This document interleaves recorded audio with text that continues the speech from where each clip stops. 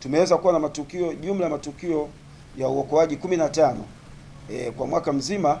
Katika matukio 15 yaliweza kusababisha majeruhi 54, ambayo Me walikuwa 15 na K 23 na watoto 15K. Katika matukio hayo 15, vifo vilitokana na matukio hayo ni 17, ambavyo Me ni 16 na K ni 1. Jeshi la Zimamoto na Uokoaji linaendelea kuwasisitiza wananchi sehemu za vivuko na mialo kuendelea kuchukua tahadhari, kuepuka madhara yanayoweza kutokea wakati wa dharura hiyo.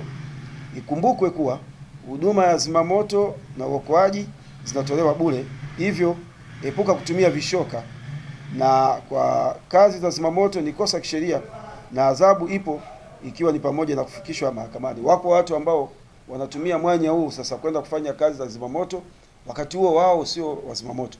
Kwa hiyo niwatake wito wangu kwa wananchi kwamba mkoa wa Mara tunapiga marufuku, hakuna kishoka au makanjanja yoyote atakayeweza kuja kufanya kazi hizi. Wao watu ni baadhi ya watu wanaotoka baadhi ya mikoa mingine kuingia katika mkoa wetu wa Mara wakiwa wanajiita kama fire dealer, anaenda kwenye duka la mteja au guest au hoteli, anachukua fire extinguisher, anaweka sticker, anaondoka. Kwa hiyo ni udanganyifu na ni utapeli.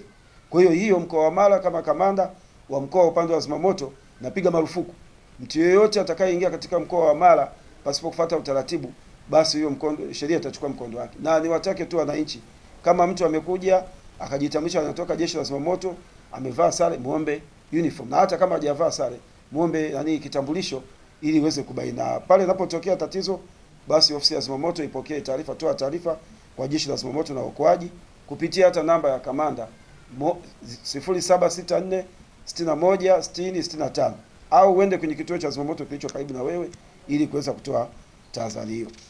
Ndugu wananchi, kwa kipindi cha mwaka 2025 matukio ya moto tumeweza kupata matukio 54 mpaka saa hizi kwa kipindi cha Machi 2026, ambavyo mwaka 2025 Januari mpaka Disemba tulikuwa na matukio 48, na kwa kipindi cha 2026 kuanzia Januari mpaka Machi hapa tulipo tuna matukio 6. Kwa hiyo jumla ni matukio 54.